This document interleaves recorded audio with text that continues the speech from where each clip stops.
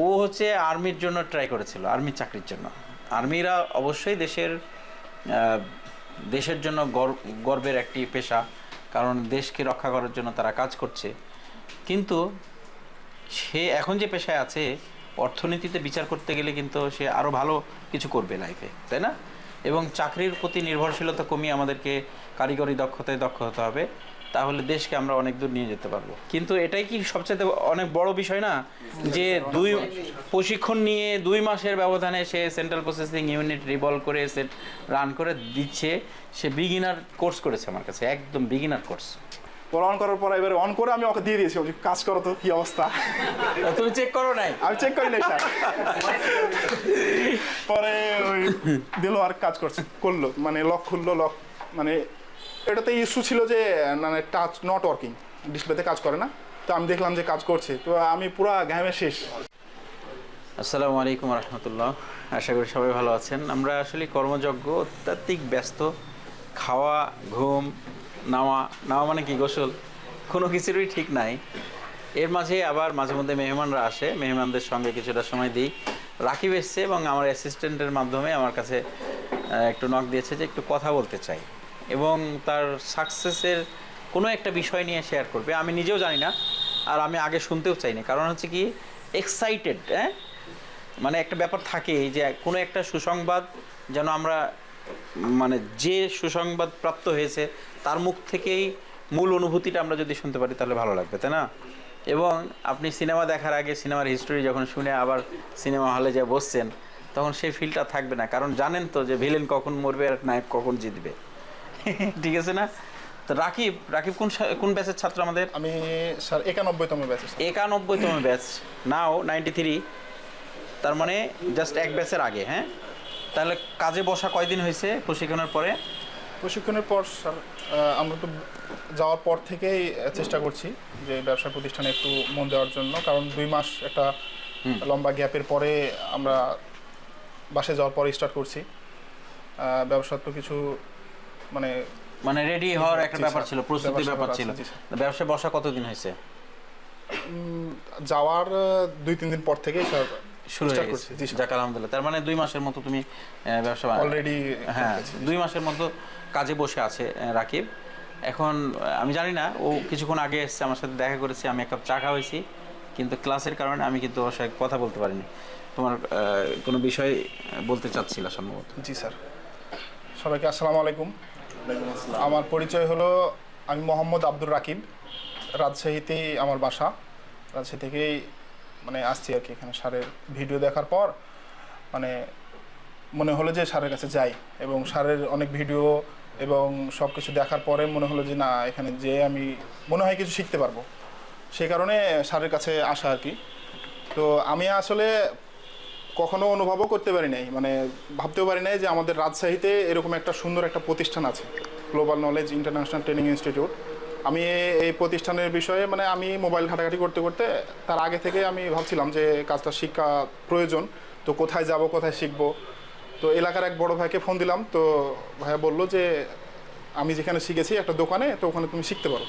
তো পরবর্তীতে আমি বললাম যে তাহলে একটু কথা বলেন। পরে ও ভাই আমাকে বললো যে উনি, আমি ফোন দিয়েছিলাম, তো 10 দিন পরে ওনার পারিবারিক কাজে উনি ব্যস্ত, তো 10 দিন পরে থেকে উনি ডাকবে তোমাকে, তাই বললো। তো পরবর্তীতে মোবাইল মানে ওই ফেসবুক চালাতে চালাতে স্যারের ভিডিও দেখা, পরবর্তীতে তার পরের দিনই স্যারের সঙ্গে আমি কন্ট্যাক্ট করলাম এবং আসলাম গ্লোবাল নলেজ ইন্টারন্যাশনাল ট্রেনিং ইনস্টিটিউটে। মানে এটা আমার বাসার পাশেই আর কি বলা যায়, এটাই বাসা ধরেন, যে রাজশাহীতে যেহেতু আমার বাসা, সেহেতু আমি এখানে চলে আসলাম। পরে আসার পর তো এরকম একটা ডিসিশন নিয়ে ফেললাম যে স্যারের কাছে ভর্তি হয়ে গেলাম এবং হলাম। তারপর এই যে আমার মানে ট্রেনিং শেষ করার পরে আলহামদুলিল্লাহ ভালোভাবে ট্রেনিং শেষ করছি। অনেক হতাশায় ছিলাম যে কিভাবে শুরু করব, মানে বুঝতে পারছিলাম না। এখানে তো অনেক ভালো শিখছি এবং স্যারও আমাদের অনেক সুন্দর একটা গাইডলাইনের মাধ্যমে সব কিছু বুঝিয়ে দিচ্ছে এবং সাকসেসের মানে সফলতার যে দ্বারপ্রান্ত সেটা আমরা দেখতে পাচ্ছি মনে হচ্ছে। তো সব মিলে শেষ করলাম, শেষ করার পর গেলাম, এখন ব্যবসা প্রতিষ্ঠানে সময় দিচ্ছি। তো একটা মানে সফলতার একটা গল্প বলবো, সেই কারণে সালমান স্যারকে আসলে আমি বলে ফেললাম। তো স্যার বললো যে আপনি একটু রিভিউ দেন। তো ঠিক আছে, সমস্যা নাই। আমার তো গ্রাম অঞ্চলে বাসা, এটা তো শহর, রাজশাহী শহর, আমাদের পার্শ্ববর্তী গোদাগাড়ি থানা, আমাদের গোগ্রাম ইউনিয়ন। তো একদিন দোকানের কাজ শেষে আমি মানে এলাকাতে গেলাম, পাড়াতে একটা ফুপার দোকানে বসে আড্ডা মারি। তো এক বড় ভাই বললো যে আমার ফোনটা দেখো তো, যে মানে ভালোই চালাচ্ছিলাম। ফোনের মডেল হলো স্যামসাং A03s স্যার, যেটা রিসেন্টলি সমস্যা, টাচ নট ওয়ার্কিং। তো ভাই বললো যে এরকম। তো আর একটা মামা আছে পাশে, তো মামা বলছে যে আমি পাশে বসে আছি, মামা জানে যে আমি কাজে একটা প্রশিক্ষণ নিয়েছি। তো বলছে যে এখানে দেখাবি কেন, বাজারে এক ভাই, শহর কেন্দ্রিক, হ্যাঁ শহর কেন্দ্রিক, এবং আমাদের বাজারে দুইটা টেকনিশিয়ান আছে, আমাদের সিনিয়র বড় ভাই। আমিও মানে আগে এখানে আসার আগে তাদের কাছে অনেক পরামর্শ নিয়েছি, কাজও করিয়েছি। তো ভালো ওনারা, আলহামদুলিল্লাহ। তো উনি বললো যে ওখানে দেখাইতে পারিস। তো আমি বললাম যে এটা তো আসলে রিসেন্টলি একটা মানে পপুলার মানে সমস্যা, প্রবলেম আর কি, ফোনের মানে কমন প্রবলেম। জি স্যার। তো আমি বললাম যে এটাতে এরকম মানে এই সমস্যা হইতে পারে, মানে আমি চেকিং ছাড়া বলা যাবে না, তো হইতেও পারে। তো ভাই বললো যে আচ্ছা, সমস্যাটা কি মিনিং করেছিল তুমি?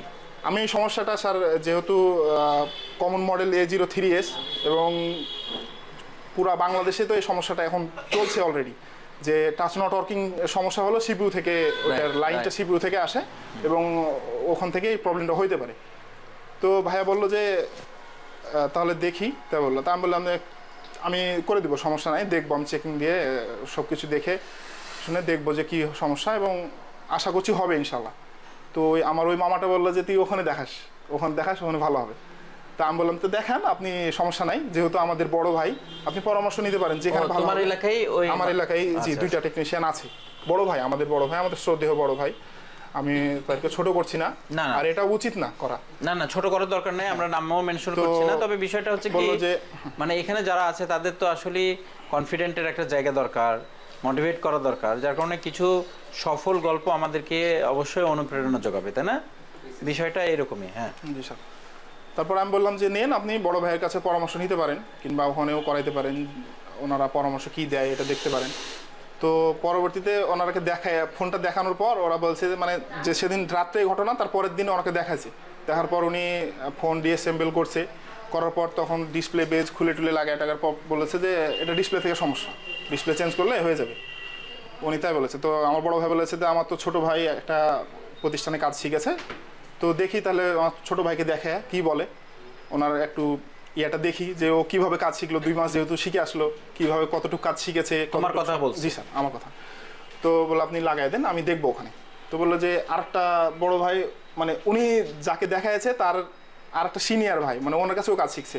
তো উনি বলছে যে দেখেন ভাই, আমরা তো এই লাইনে অনেক দিন যাবত বহুদিন কাজ করছি, এখানে আমাদেরকে সবাই চিনে, তো এটা ডিসপ্লে থেকে সমস্যা, মানে ডিসপ্লে চেঞ্জ করলে হয়ে যাবে, তাই বলেছে।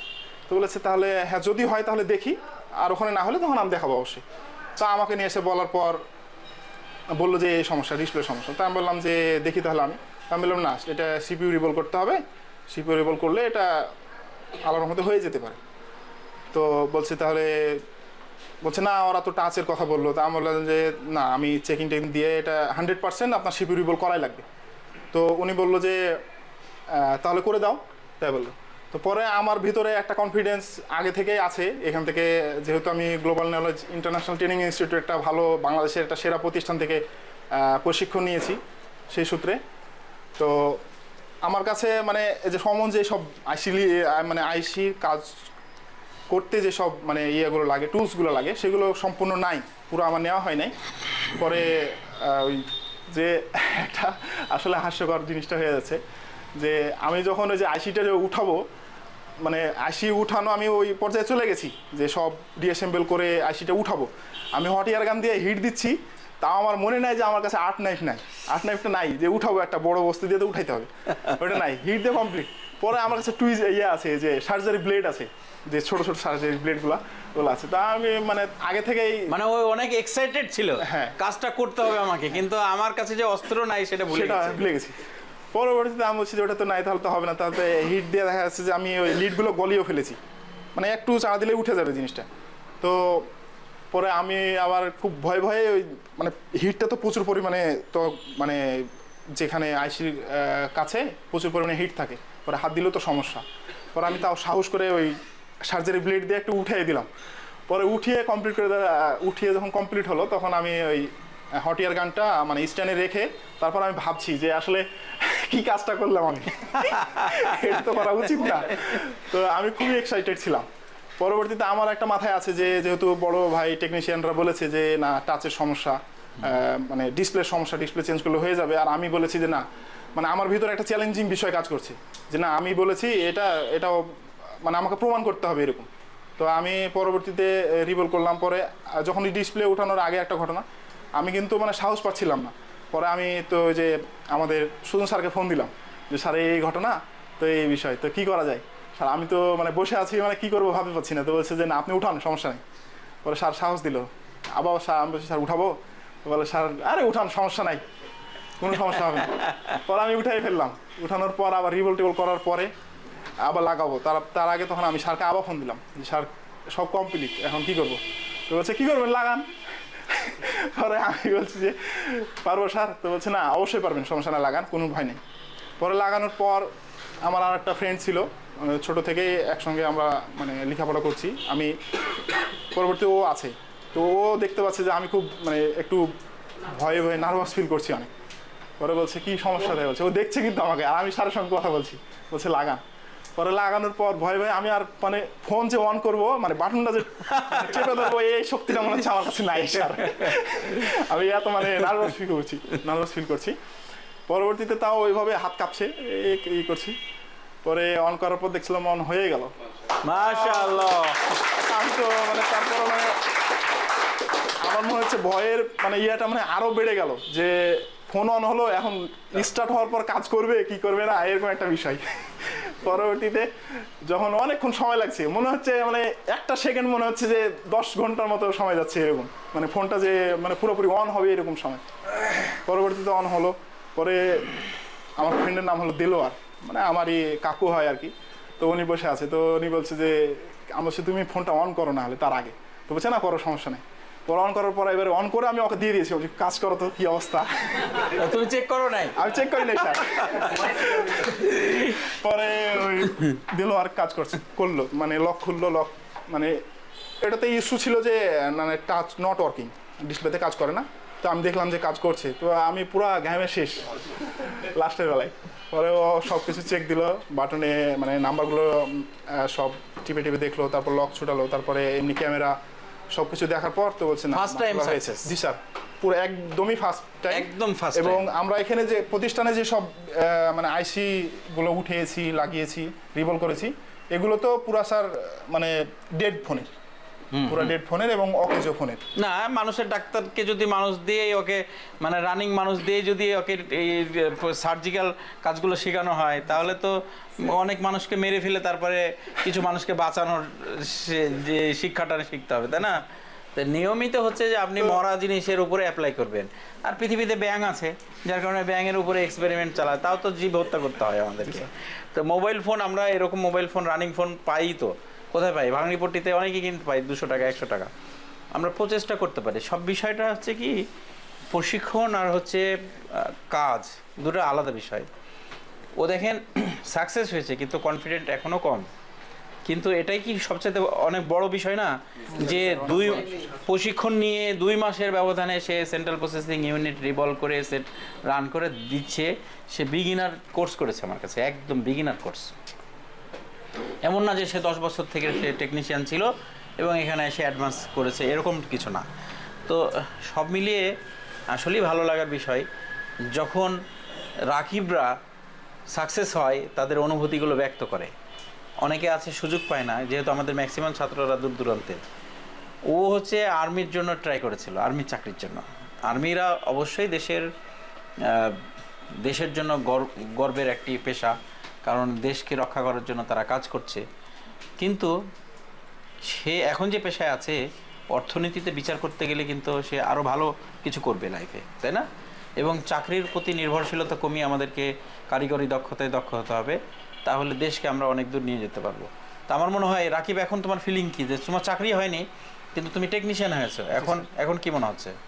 আমার তো স্যার এখন আলহামদুলিল্লাহ অনেক ভালো মানে ফিল করছি যে না, একটা মানে দেখা যাচ্ছে যে একটা ইঞ্জিনিয়ার, মানে মোবাইল ইঞ্জিনিয়ার বলে না যে ডাক্তার, মানুষ তো মানুষের মানবদেহের চিকিৎসা করে মানে ডাক্তারে, এবং আমি মোবাইলের যে একটা সমস্যাগুলো সমাধান করছি স্যার একটা ভালো প্রতিষ্ঠান থেকে মানে ট্রেনিং নেওয়ার পরে।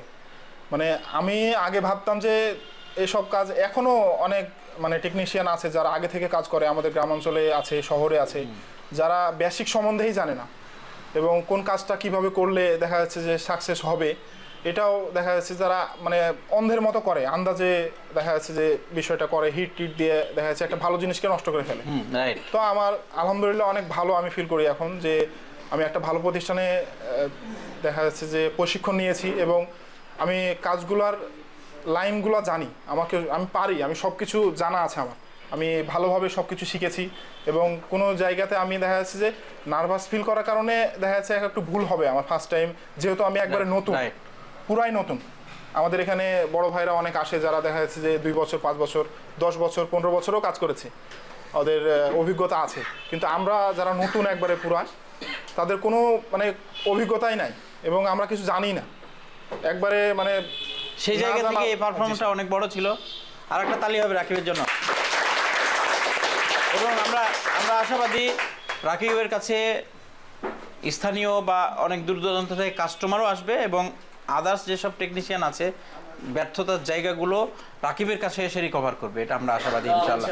অদূর ভবিষ্যতে আমরা খুব শীঘ্রই রাকিবের কাছে শুনতে চাচ্ছি যে অন্যান্য দোকানদারদের যেসব ব্যর্থ কাজ সেই কাজগুলো আমি করে দিচ্ছি, এটা আমরা শুনতে চাচ্ছি ইনশাআল্লাহ।